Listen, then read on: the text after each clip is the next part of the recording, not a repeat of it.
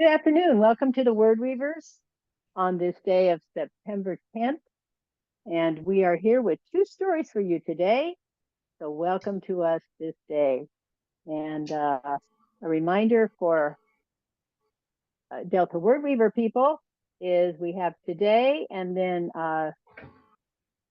October 8th, because we're on the second Sunday of the month. Remember that, October 8th, with something like boo-hoo, watch out, something like that will be our theme. And then in November, we're second Sunday, November 12th. That's our celebration. And this year we're pairing up with San Diego. So look forward to that. And then December is a month off, no December Delta Wordweavers. So thank you ahead for that time. So I'll be the first teller, and then Mark Berry will be the second teller for the recording portion of our meeting today.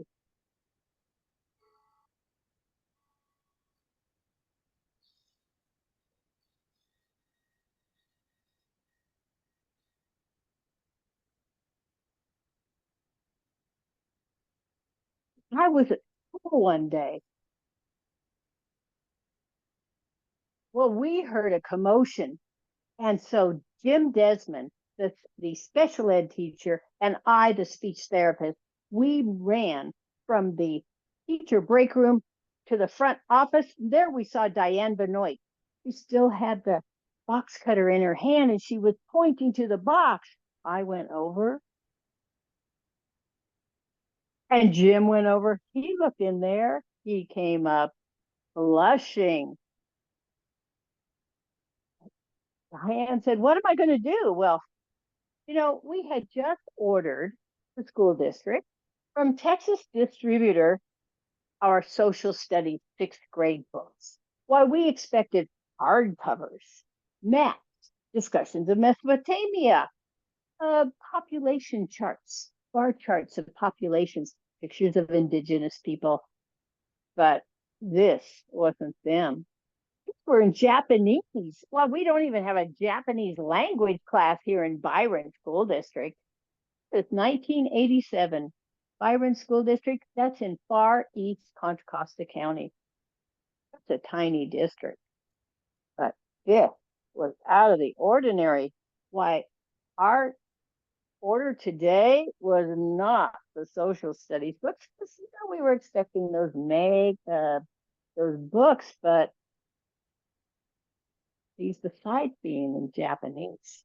Why, when you look, they were in a format.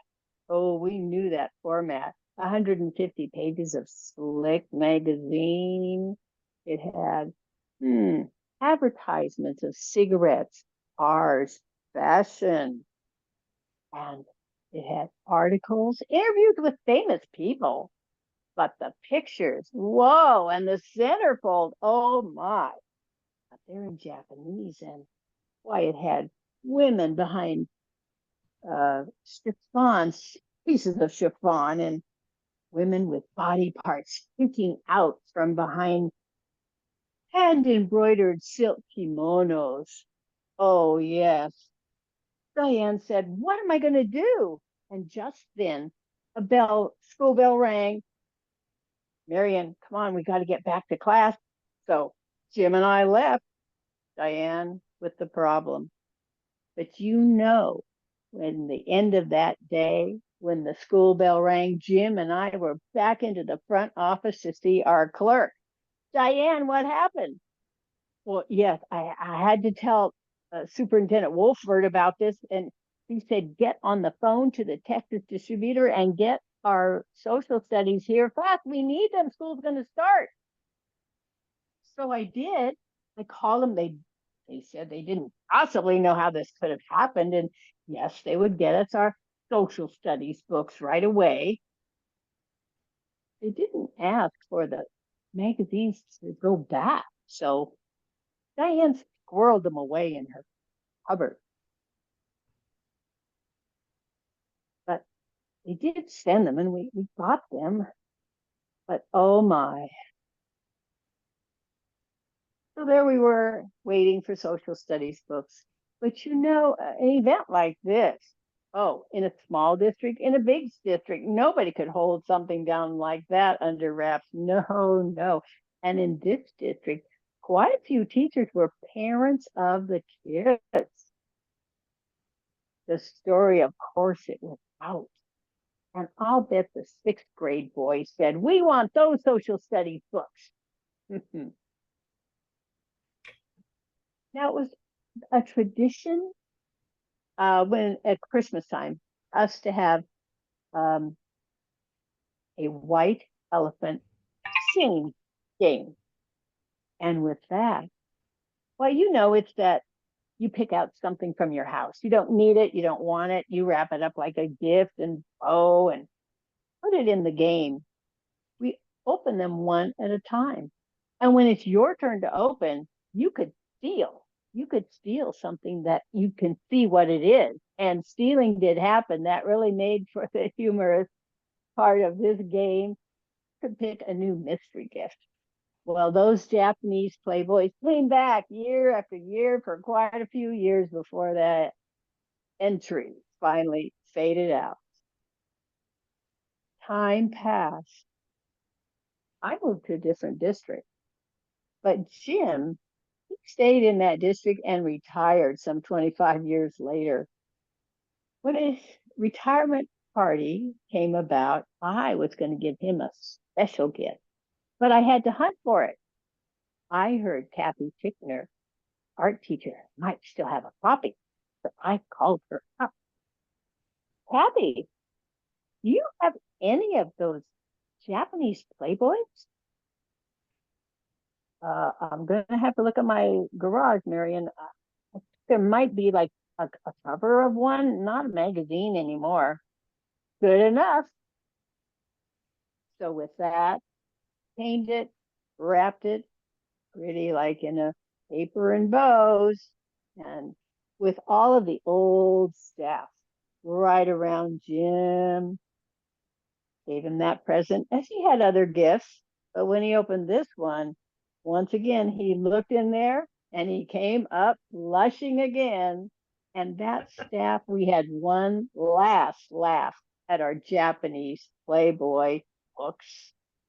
Well, I've heard that ever since then, the Byron School District, they always order extra early, especially from Texas, in case there's any more misdelivered. Thank you.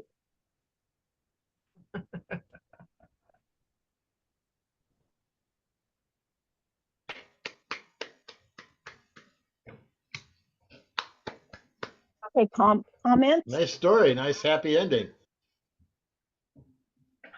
That's funny Nice Yes. to because have a humorous story. it was good when I went to Japan, guys. Well, I guess it was back in the '90s, and when you would go to get on the subways or whatever, there were pictures like that all over the place. So I guess, yeah, I believe it.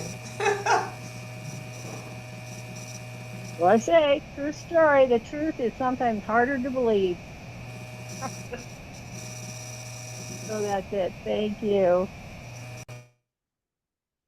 Our next storyteller is Mark Berry. So let me highlight or spotlight him and replace spotlight. I think that'll do it. There we go. Hi, Mark. Thank you. Tell us your Hi. story. I somehow I got mixed up and I thought this was cultural tales. I do have a teacher story, but I think you've all heard it, and I don't know if you want to hear it again. The one about peanut shower, my Uncle Ray Berry. You want me to tell a different one? No, tell the school story. We're doing school. Then there's only two of us. The school story. Okay. That's on the My Uncle report. Barry, my Go Uncle ahead. Ray Berry taught school at a one-room schoolhouse in the little town of Nez Perce, Idaho, for 35 years. And that's all he ever Wow. needed in that rural farming community for 35 years. All he needed for K through 8 was that one-room schoolhouse, and where Mr. Barry, my uncle, taught the the smaller desks were in the front, closer to the teacher, and then the middle-sized desks, and they went all the way back towards the end of the room, with the desks getting larger, and back against the wall were the bigger desks for those big kids that were 13, 14 years old, big, strapping, farm, strong kids. And uh, my Uncle Ray loved birthdays. He thought that having your own special day was just the finest thing that there ever was. And so when one of his students was to have his birthday, Uncle Ray, he would go down to the general store and he'd fill up his little gunny sack with peanuts from the peanut barrel. And when he got to school to open up that morning, he'd take this great big gunny sack full of peanuts and he'd put it down in that double drawer. He had one of those big old oak school desks with the big old oak chair on the rollers, and that double drawer down on the right was for filing, but he used it to hold that gunny sack full of peanuts. And well, Uncle Ray knew, like, he was raised a farm kid, and all these students were farm kids, and he knew that these kids had chores to do every day. They had chores before school, and they had chores after school. So Uncle Ray decided to do something to help the kids. He decided to make the last study period of each day what he called study time. And that way the kids could get a start on their homework, maybe even complete their homework. Plus, he was there to answer questions if they got stuck on their reading or their math or their grammar. Thanks, Gloria. And if it was one of the students' birthdays, he would call study time and answer any questions. And once all the students in that one room schoolhouse all had their heads down doing their homework or their reading, then he'd open that big double drawer on the bottom of the desk and he'd go over, well, let's say it was Marion's birthday today for some reason, and he'd reach down in that gunny sack full of peanut. Now, Uncle Ray was a tall man. He had long fingers. He could hold a lot of peanuts. He'd reach down in that gunny sack and he'd grab just as many peanuts as he could hold in both of his hands. And then he'd walk over to the schoolroom near Marion's desk, because she was the birthday girl today. And when he'd get there, he'd throw the peanuts up in the air and he'd holler, "Happy birthday, peanut shower." And the peanuts would come clattering down all over Marion and her desk and all over the schoolroom. And all the kids would have their peanut treats. And that was his way for 35 years. Now, if you went to that one room schoolhouse, if you were one of his first students, you know, your children, your nieces, your nephews, your brothers, your sisters, your cousins, they all went to that same one room schoolhouse. Everybody knew about Mr. Barry and the peanut shower. If you were one of his later students, well, your parents, aunts, and uncles, brothers, sisters, cousins, they all went there too. So everybody knew exactly what was going on. Well, my folks sent me off one summer. I was born and raised in San Francisco. When I got off that Greyhound bus after a 2-day ride, Uncle Ray and Aunt Ena met me at the bus station, and Aunt Ena pulled me aside, and she shook her finger at me and she said, "Mark, nobody in Nez Perce County knows when your Uncle Ray's birthday is, and they'd better not find out from you." Well, I didn't know exactly when old Uncle Ray's birthday was. I remember it was sometime after spring and sort of before summer, but I didn't know exactly at 11 years old. I thought, I could look it up in the family Bible and then I would know. And then I thought, wait a minute, if I don't know, then there's no way I could accidentally spill the beans. So I didn't look it up. Pretty clever, huh? Well, that summer, those kids in Nez Perce, boy, they were friendly with me. I tell you, I was just the most popular guy in the whole county. I got invited to their birthday parties and to go to the movies and to go to the swimming hole and go roller skating and just everything those kids did. I was invited to go along. And they were so friendly. They asked me a lot of questions about me and about living in San Francisco, which was quite different from living in the farm country. And somehow the conversation always got around to birthdays, and they'd always ask me, "So when's your birthday, Mark? And what do you do for birthdays in your family, Mark? And by the way, when is your Uncle Ray's birthday?" Well, I didn't know, so I couldn't tell. Years later, after Uncle Ray retired, he actually, as I told you before, he spent 35 years in that one room schoolhouse. After he retired, we were visiting, and he brought it up. And he said, "Mark, I know you did not divulge my birthday, and I thank you for being the person of honor and keeping that secret, even when you were 11 years old. But let me tell you what happened." He went on to tell me that one of his earlier students left, graduated his one room schoolhouse, the eighth grade, went on, finished high school, went on to college, finished college. This young lady's major was education, and she got a degree in education, and she got a job at the state capital of Boise working for the Department of Education. Well, as you can imagine, in the state capitol at the Department of Education, there is a file folder and there is a file drawer, and there's a folder in that drawer on each teacher in the state of Idaho. Well, Uncle Ray told me that he said that afternoon every phone in Nez Perce must have been buzzing. Every phone except ours. Our phone was quiet. Then he proceeded to tell me that his birthday, this is his last year. He's retiring after this semester. His birthday is in late May, right before school gets out. It happened to be on a school day this year. He didn't suspect a thing. He'd gotten away with it for 35 years. No reason he should suspect anything. But later he told me, "Mark, I don't know how those kids got that many peanuts into that one room schoolhouse. They must have been storing peanuts in there for weeks. They must have filled their galoshes. They must have filled their coat pockets. They must have filled their desktops." It was unbelievable. He said, "There I am, not suspecting anything. It happens to be my birthday, but that's no big deal. And at the end of the day, I started to say study time, and I couldn't even get it out. I started to say stuh, and all of a sudden the whole world went black with peanuts. There were so many peanuts, they blocked out the light. And the little kids in front were throwing the peanuts up in the air, saying happy birthday. Those big farm kids in the back row, they were taking handfuls of peanuts and they were throwing them like baseballs, just shooting them clear across that room at me." He said, looked at me real serious. He said, "Mark, if I didn't have that big binder to hold up in front of my face, I think they might have killed me that day."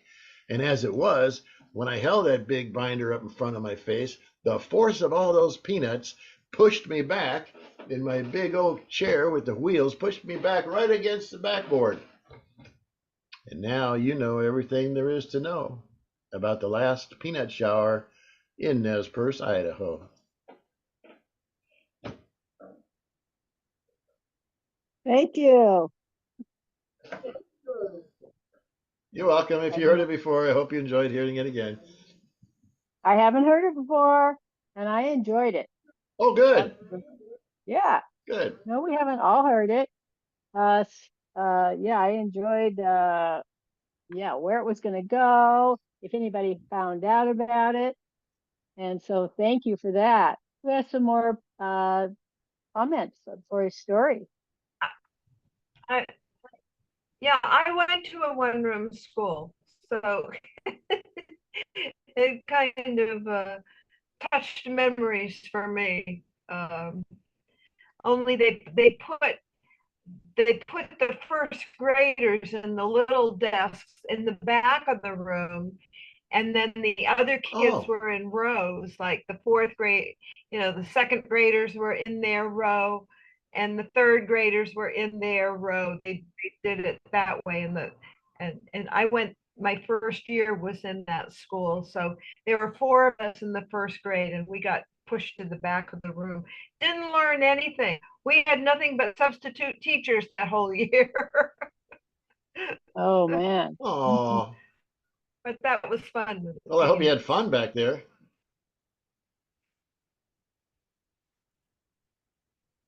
She did say she had fun. Yay. All right. Oh, yeah. Didn't learn much, but Yes. Any more comments? Thank you for that. Gloria, you're muted. Very nice. I heard it before, but I like hearing it again. Oh, thank you. I'm glad. It's a fun story. Okay, I'm putting us on a gallery view. So yeah, we're gonna close out our recorded session. We have some more talking to do, and we'll do some announcements. So thank you, video people, YouTube, for coming to Delta Word Weavers today. Come back next month.